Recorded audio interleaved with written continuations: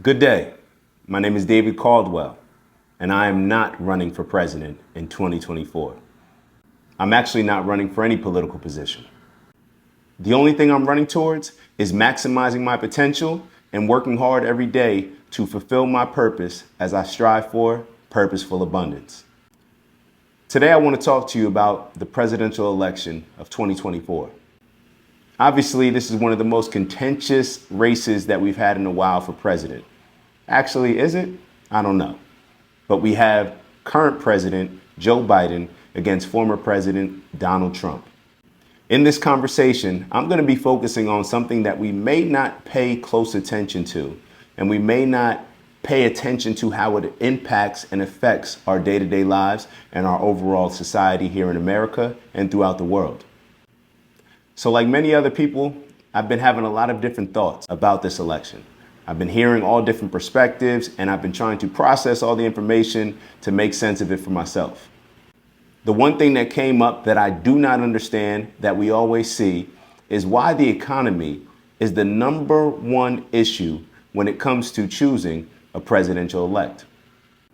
Now, we all know that America was founded on Christian values, right? So I'd like to direct you to Timothy chapter 6, verse 10. Now, although it's commonly known as money is the root of all evil, what it actually says is, for the love of money is the root of all kinds of evil. So I have a question for you.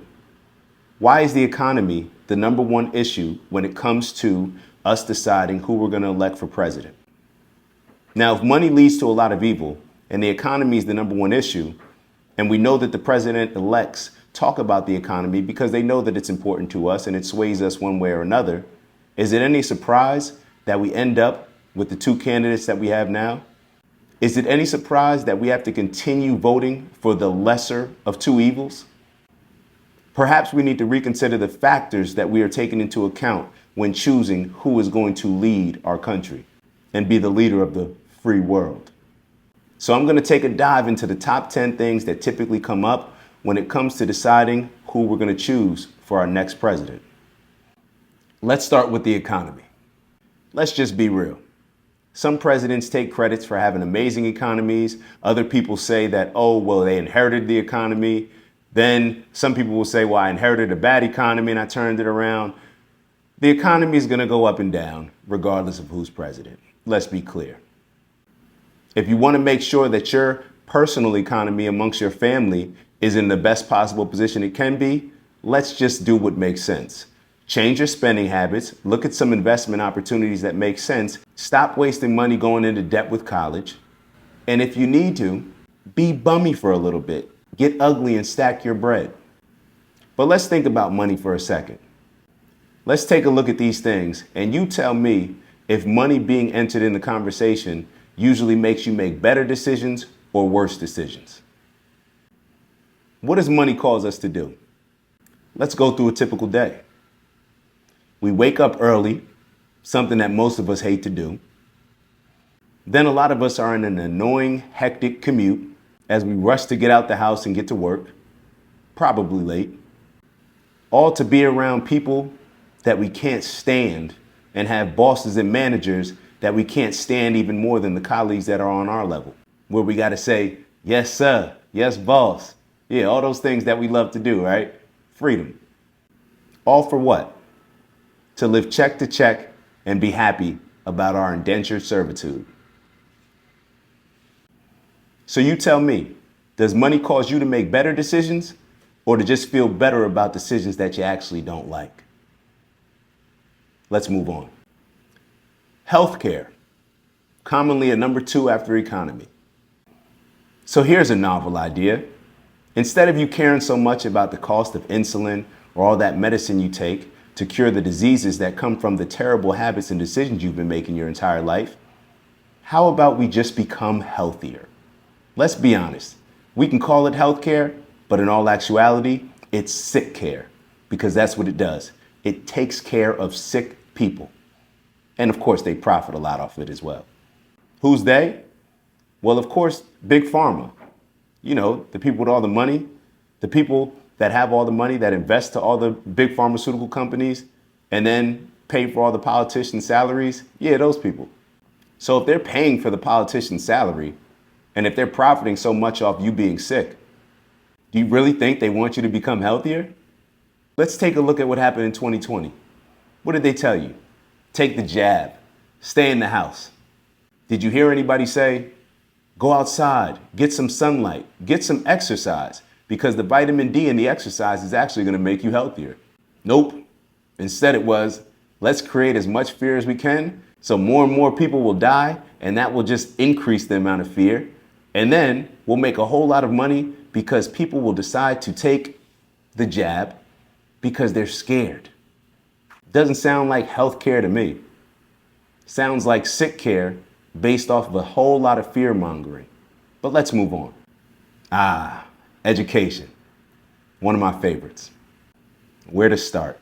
How about we start here? Instead of complaining about how poor the system is in raising your kids and teaching your kids the lessons that they'll need for adulthood, how about you stop complaining until you're willing to take the time to raise your kids your damn self and to educate them on the things that they need? Because who should care more about your kids? A stranger or you? Let's be real. It was never meant to teach your kids. It was never meant to uplift and enlighten and empower your children.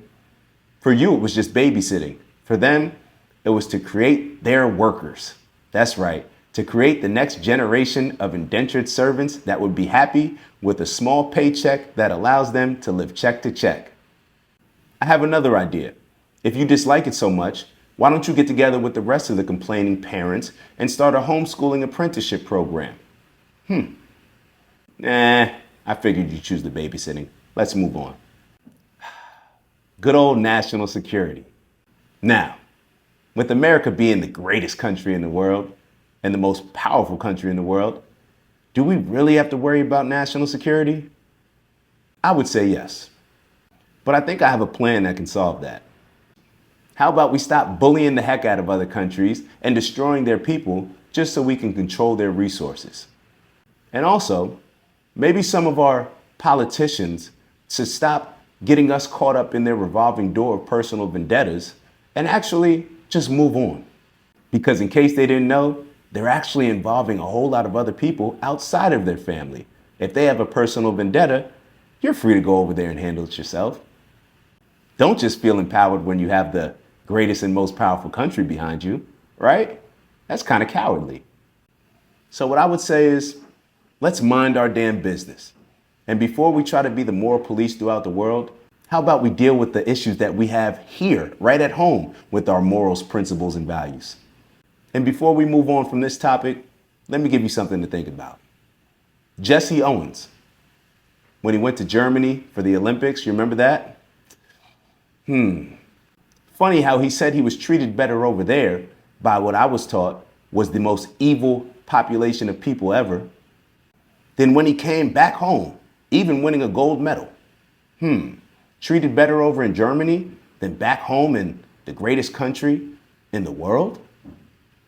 Good old America. Speaking of other countries, let's move on to immigration.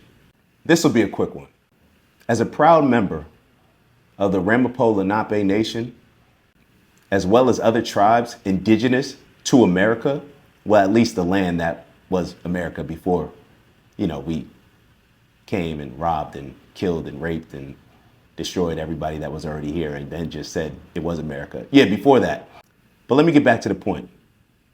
As a member of indigenous people here, I'd like to respectfully ask, please give me my land back. I think that covers immigration. And you can hold the 40 acres and a mule. I think there's been a lot of interest that's been added on since. Thanks. Climate change. Something that everybody talks about, but nobody really knows anything about it. But that's what allows everybody to just talk about it. Nobody's going to be able to check them, right?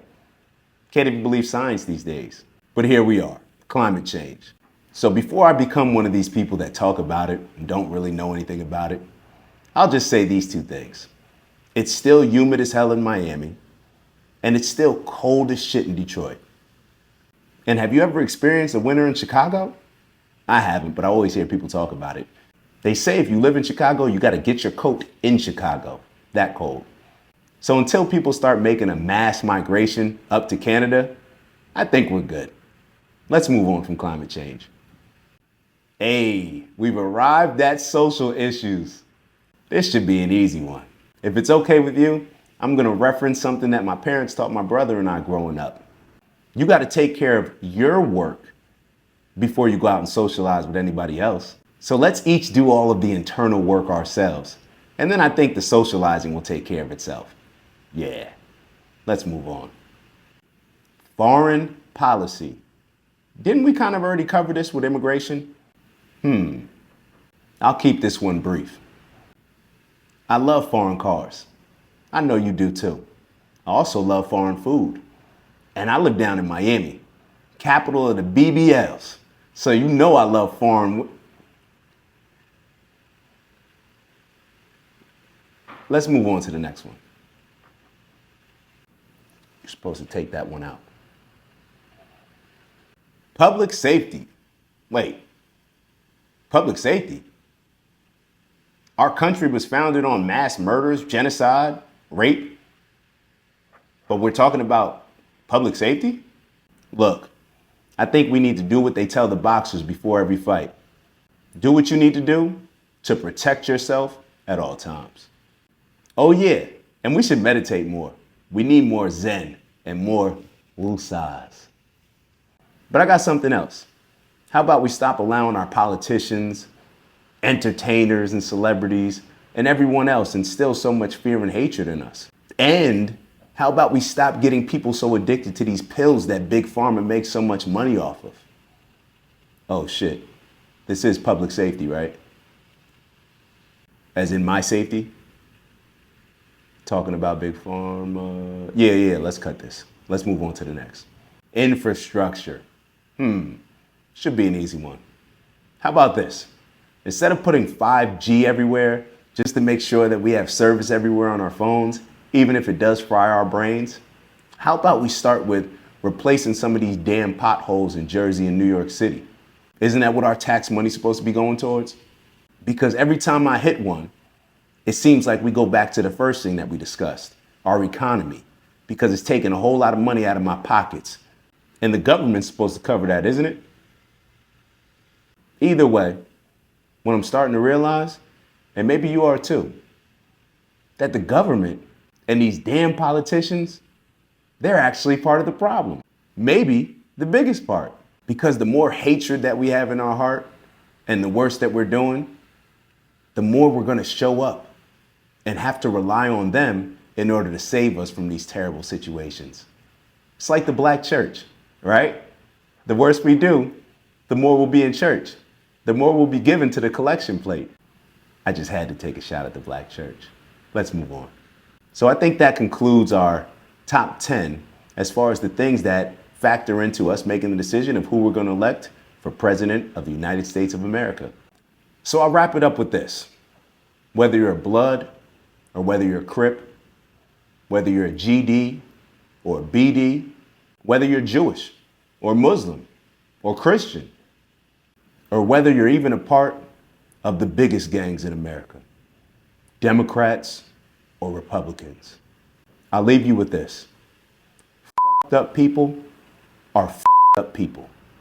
And they're gonna be throughout all these groups and outside of them. And it's always the small few of the most fucked up people that mess things up for the rest of us. So let's take care of home and let's flip the script. Instead of us working for these politicians and these leaders, let's actually make it what it was supposed to be, them working for us. And with that, I'm David Dat Caldwell, and I'm not running for any political position. Matter of fact, fuck politics. But I appreciate you taking the time to listen to my thoughts, and I wish you all the best.